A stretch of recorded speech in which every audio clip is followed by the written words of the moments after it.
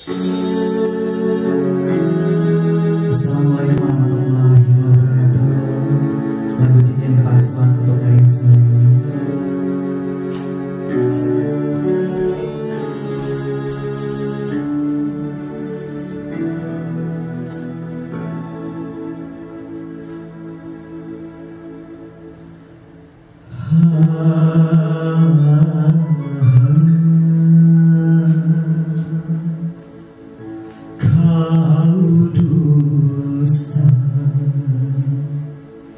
Cincin emas permata,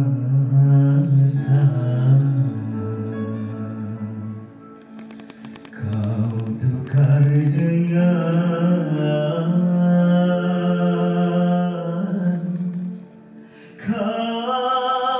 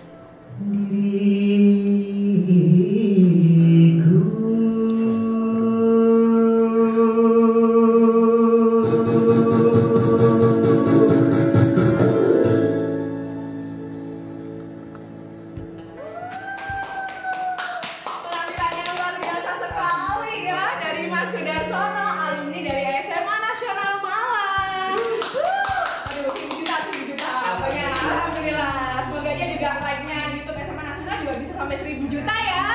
Oke, good. Kalau gitu langsung saya buka dulu ya. Assalamualaikum warahmatullahi wabarakatuh.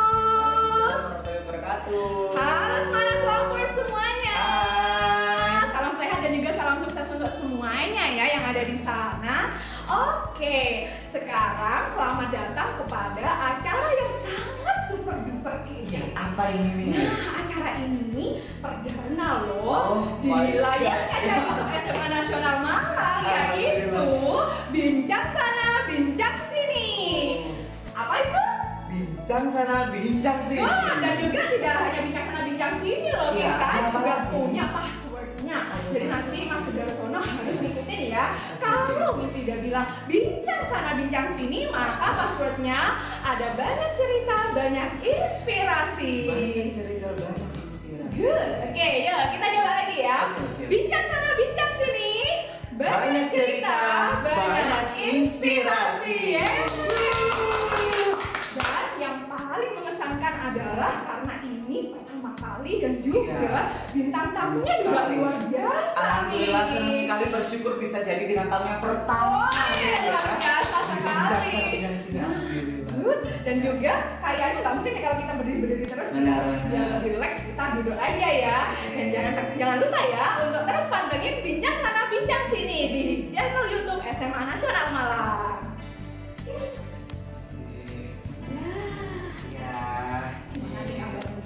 Alhamdulillah baik, sehat. Sudah gimana kabarnya? Alhamdulillah Miss Vida juga sangat baik. Nah, kayaknya nih ada yang lupa dulu Mas Sudarsono. Tadi kan Miss Vida memperkenalkan Mas Sudarsono ya. Iya. Tapi kayaknya para Manas Lovers ini masih belum kenal tuh sama Miss Vida. Ya siapa sih Miss Vida? Aduh, siapa sih Miss Vida? Ada yang tahu nggak Miss Vida ini siapa? Miss Vida ini guru bahasa Inggris dari kalau sekarang bukan ya. Tapi kalau sekarang adalah host utama dari Bincang Sana Bincang Sini. Nah, perkenalkan nama saya Miss Vida dan akan memandu acara ini sampai selesai. Begitu ya. Oke, good. Nah, kalau gitu kita lanjut. Kita tanya-tanya ya di talk show ini memang apa sih tujuan dari talk show ini sebenarnya adalah untuk memberikan banyak inspirasi, cerita-cerita yang menarik dari orang-orang hebat dan salah satunya adalah dari alumni SMA Nasional Malang. Nah, gitu. Oke, jadi kita mulai aja. Sekarang Mas Sudarsono ini kalau dipanggil Mas Sudar atau Mas Ono? Mas Sudarsono, langsung lengkap Miss. Langsung lengkap. Langsung lengkap ya, kirain Mas Sudar, Mas Ono gitu ya. Jangan enak ya. Oke. Nah, Mas Sudar, sibuk apa sih sekarang? Kalau kesibukannya untuk saat ini itu tetap masih kuliah, karena masih semester 4. Terus kemudian juga kerja juga di apotek dan kesibukan nyanyi gitu. Ada undangan. Kalau nyanyi ini nih yang mungkin menarik ya dari sini karena dengar suara Mas Sudarsono itu sudah sampai ke bumi. Alhamdulillah. Dan juga menjadi salah satu kontestan yang tembus di salah satu ajang menyanyi terbesar di Indonesia yaitu The Next Didi Kempot. Ini dia Mas Sudarsono. Ya, terima kasih. Nah, itu gimana sih? Boleh diceritain ya perjalanan menuju ke The Next Didi Kempot itu? Saya dulu tuh sebenarnya kan mengikuti lomba sebelum The Next Didi Kempot kan ada lomba di Batu di Radio Tidak Sakti. Jadi saya di sana kebetulan alhamdulillah menjadi juara 3 Tidak Sakti kategori se-Jawa Timur. Dari 250-an peserta, saya menjadi 3 besar. Dulu dong boleh. 5 juta nih. Oke. Lalu kan dari 3 besar itu diikutkan audisi ke Global TV itu. Alhamdulillahnya saya kok tembus sampai Jakarta. Alhamdulillah bisa terpilih menjadi finalis. Waduh, luar biasa sekali ya Mas Sudarsono ya. Oke, dan juga mungkin bisa cerita-cerita tentang di sana ya di Next Didi Kempotnya itu kira-kira apa sih hal-hal unik yang Mas Sudar temui gitu? Jadi ini saya cerita tentang keseharian di sana aja gitu ya. Keseharian saya di sana itu ya nomor 1 tetap karantina, protokol kesehatan kita itu harus tetap kan dari Malang ke Jakarta kan pastinya harus karantina gitu kan. Terus di sana juga take vokal dan waktu itu ada meeting juga sama produser terus sama atasan dari GTV juga. Dan ada cerita lucunya itu pas saya syuting di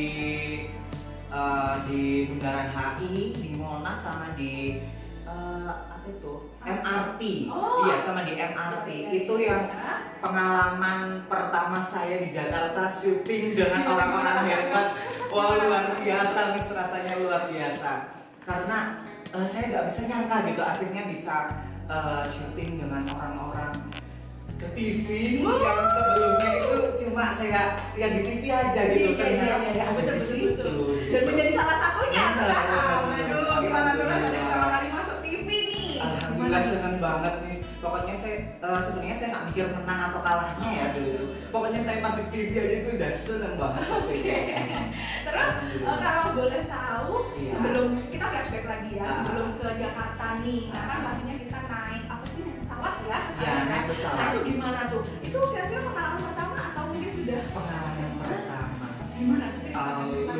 biasa, Miss. Rasanya luar biasa sekali karena saya kan kemarin kan disuruh milih ya naik kereta atau pesawat. Kalau kereta kan saya sudah pernah nih, jadi saya pilih pesawat aja. Berapa kali kalau kereta? Sudah Banyak kali ya? Oh, banyak kali. Terusan kan saya naik pertama kali tuh pesawat tuh ya. Aduh rasanya itu, deg-degan banget. Nervous gitu ya? Kayak, aduh guling sana, guling sini, aduh rasanya wis gak bisa gerak gitu loh Miss. Gak bisa gerak rasanya itu kayak wis terpaku deg gitu aja gitu. Udah gak bisa nafas. Iya gitu ya. benar Terus, Miss. apa mungkin ada tips gitu untuk mengatasi itu atau masa nervous sampai Jakarta gitu? Sebenarnya sih saya modalnya itu modal nekat ya Miss, kesana sendiri. Karena saya kalau ke audisi mana-mana itu pasti ada temennya, dan ini pertama kali saya pergi di Jakarta sendiri, naik pesawat sendiri. Di sana saya cuma bisa meneguhkan bahwa saya ini pengennya jadi ini, wis gitu aja. Cuma nekat itu aja, pondok nekat gue. Iya. Memang Mas Sudarsono ini luar biasa sekali ya. Jadi dulu sempat apakah pernah mungkin punya pengalaman sebelumnya sebelum di Kempot yang punya ajang untuk di Jakarta sana? Banyak sekali Miss, alhamdulillah. Saya itu pengen mengikuti audisi itu dari 2014. Sejak saya kelas 2 SMP. Ya, itu saya pengen sekali bisa audisi, bisa masuk TV gitu. Dari ikut Bintang Panorama Indonesia, saya juga pernah di 2018. Waktu itu saya dengan Pak Budi, guru SMA Nasional Malang juga, salah satu guru musik saya yang terbaik. Terusan di 2019 saya juga ikut KDI di Surabaya. Waktu itu masih tahap sampai juri artis saja, masih belum tembus. Di 2020 saya ikut Liga Dangdut Indonesia. Sudah malang melintang kemana-mana ya ternyata ya. Dan dulu SMA Nasional juga memberikan wadah saya, memberikan kepercayaan kepada saya untuk ikut di lomba nembang, terus sama lomba nyanyi akustik Jerman waktu dulu itu. Tapi masih belum berhasil sampai juara 1 itu masih belum. Oh tidak apa-apa, tapi kan akhirnya hadiahnya adalah menjadi salah satu finalis Iya, di salah satu ajang menyanyi dangdut ya besar di Indonesia seperti itu. Dan kalau boleh tahu nih, kalau setelah di The Next Big Kempot itu pastinya kan adanya job-joban semakin banyak gitu ya kan, uangnya juga semakin tajir melintir gitu kan ya. Nah boleh diceritakan? Kalau itu kan kayak efeknya ya Miss ya. Efeknya dari alhamdulillah udah masuk TV, udah punya nama nih gitu ya. Alhamdulillah saya lulus dari Diri Kempot itu, alhamdulillah sih tawaran dan semakin deras dan akhirnya juga semakin tinggi.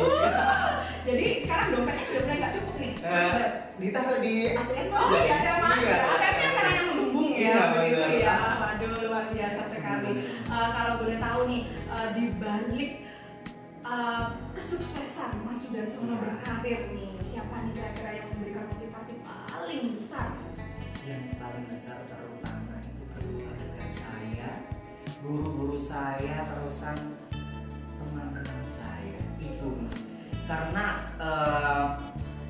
dimanapun saya mau mengikuti apapun gitu ya, dimanapun terusan ikut ajang apapun, saya pasti bicara, saya ngomong, saya itu minta bantuan, minta masukan itu ke teman saya, ke keluarga saya, ke guru-guru saya. Dan kadang juga ke panjenengan juga kan. Sih bohong ya. Saya itu ini tips ya, sebenarnya ini tips. Ini tips sebelum saya mengikuti lomba itu pasti saya itu ngechat salah satu guru. Walaupun nggak semua guru saya chat ya, itu pastinya salah satu guru itu saya chat. Maksudnya cuma 5 guru atau 3 guru, entah itu guru SMP, SD, SMA. Apa itu saya chat. untuk apa? Saya biar nggak melanggung. Saya biar tidak terlalu over confident. Melambung itu dalam artian mungkin tidak terlalu yang percaya diri sekali gitu, bisa ke arah tetap terkontrol gitu, gitu ya. Dan bagaimana caranya biar tetap bisa berkompetisi secara sehat, terus juga tetap percaya diri, tidak minder gitu-gitu. Karena saya ini tipe orang yang minderan Miss. Oh begitu. Jadi kalau saya ikut lomba gitu ya, udah lihat peserta-peserta ini, aduh udah down.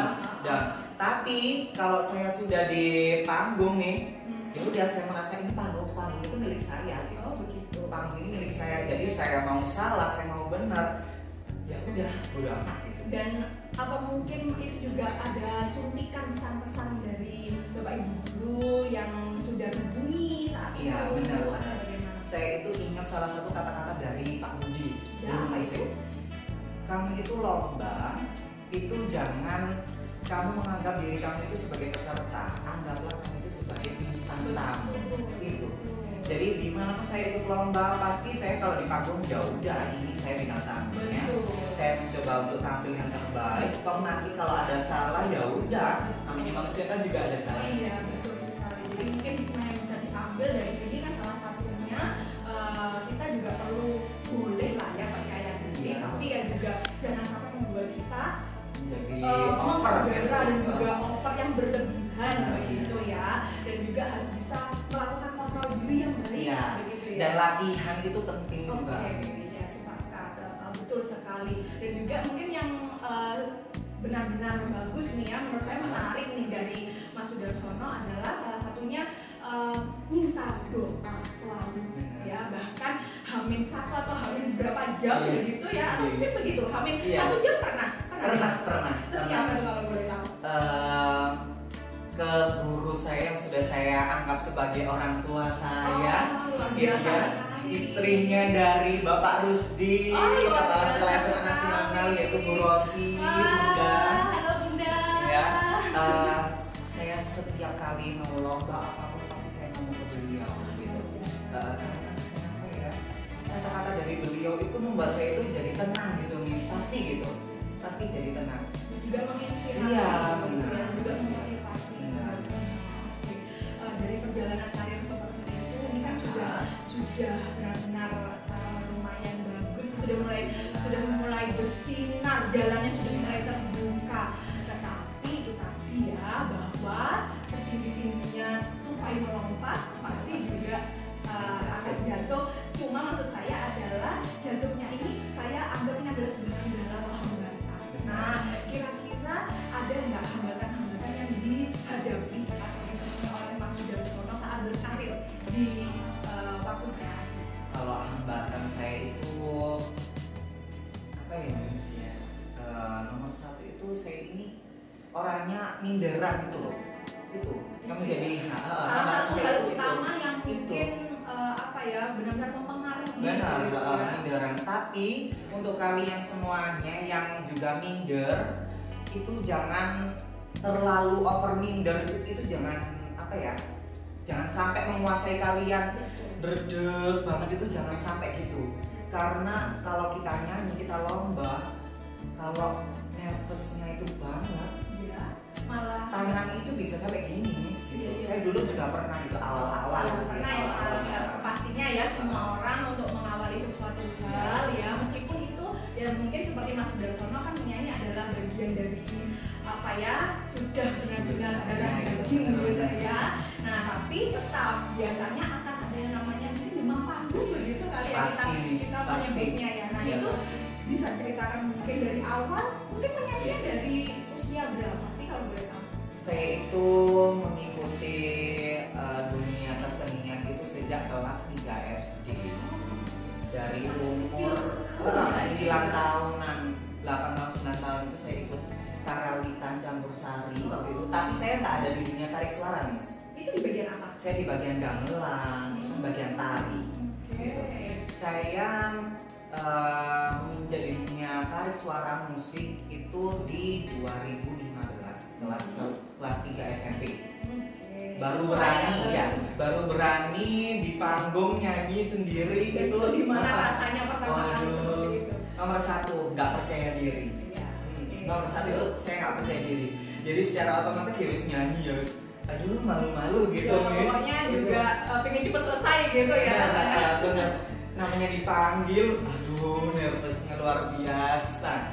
Aduh sampai kadang itu ya saya itu mikirnya gak usah gitu. Gak usah, saya itu gak pedean dulu itu. Iya, oke. Terusan saya ada di SMA Nasional, sudah diberikan wadah yang luar biasa. Di sini saya diberikan kesempatan untuk bisa di ekstra seni. Alhamdulillah saya berkembang akhirnya bisa kerja diri saya juga di sini. Oke, alhamdulillah. Dan dengar-dengar juga ini ya, kayaknya baru beberapa hari yang lalu nih ada news juga loh teman-teman ya, para Manas Lovers ini, bahwa Mas Sudarsono juga berhasil menjadi juara 1 di acara Malang Idol 2021 kategori lagu dangdut ya Mas Sudarsono. Iya, Saat itu membawakan lagu apa sih Mas Sudarsono? Saya di lagu penyisian itu nyanyi lagu Mengejar Badai, terusan di lagu finalnya saya nyanyi lagu yang tadi, yang barusan ini tadi, Cincin Kepalsuan. Dan itu bisa mengantarkan Mas Sudarsono untuk meraih juara 1. Iya, itu saya nggak nyangka, kenapa saya juara 1 itu nggak nyangka. Oh iya. Kalau saya berpikirnya, Kenapa? karena saya pertama kali ikut, saya daftar itu udah saya mikirnya nggak menang. Pokoknya saya mikir, saya berpartisipasi, saya ikut, ini sebagai pengalaman saya. Iya. Toh nanti juara atau enggak itu udah urusan belakang. Saya bilang gitu ke diri saya. Tapi alhamdulillah dengan saya latihan, dengan saya berdoa, terus saya dapat masukan dari guru-guru, dari keluarga, dari teman, akhirnya tembus juara 1 Alhamdulillah. Nah, oke. Jadi bisa diambilnya dari perjalanan Mas Sudarsono ini yang luar biasa sekali, dan itu tampaknya memang tidak terlalu mudah ya Mas Sudarsono. Latihannya seperti apa sih, proses untuk menuju seperti itu? Kalau lomba ya, mau lomba itu nomor 1 itu carilah lagu yang memang benar-benar dikuasai, yang benar-benar disukai nih. Kalau disukai itu beda sama yang dikuasai, itu beda ya menurut saya. Apa mungkin seperti pemahaman makna lagu juga? Benar. Kalau saya mikirnya itu yang saya sukai dulu, bukan yang saya kuasai. Kalau saya sukai, secara otomatis nanti saya senang dengan belajar lagu itu, nanti akan saya kuasai gitu. Terusan latihan itu jangan 1 kali 2 kali. Latihan itu kalau bisa setiap hari. Setiap hari. Toh itu nggak pakai emat juga nggak apa-apa sebenarnya. Kita cuma latihan sama gini aja, biasa gini mis, gitu juga nggak apa-apa. Juga melakukan vokal, teknik-teknik iya, gitu ya? vokal itu setiap hari harus diasah gitu mis. Jangan sampai kita diem kayak gitu, terusnya nanti apa ya, timbre suara kita itu nanti akan beda. Kalau suara kita itu nggak pernah dilatih. Iya, penyanyi juga meskipun sudah yang profesional mungkin ya juga harus tetap intens latihannya. Kalau tidak nanti malah suaranya akan berubah. Memang akan berubah. Iya, berat. Mas Sudarsono pernah nggak ada di posisi yang seperti itu? Pernah nggak latihan nih selama sekian bulan misalnya? Saya pernah, karena kan waktu itu kan saya kan dapat jobnya tuh dadakan mis. Jadi kan beberapa hari kan setelah pandemi ini kan agak jarang ya. Kalau untuk job itu kan agak jarang. Sudah berkurang begitu ya.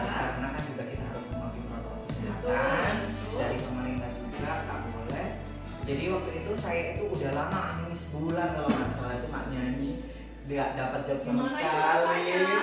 Iya, terusan dapat job dan itu dadakan besoknya saya nyanyi, ya udah agak berat, agak terasa benar agak berat. Benar. Jadi emang latihan setiap hari itu penting. Ya, untuk apapun dan siapapun ya. Benar. Oke. Nah, mungkin di segmen ini ya kan kita bisa break dulu ya. Iya. Jadi para Manas Lovers bisa tetap mengikuti bincang sana bincang sini, banyak cerita, banyak inspirasi. Dan jangan kemana-mana, tetap di channel YouTube SMA Nasional Malang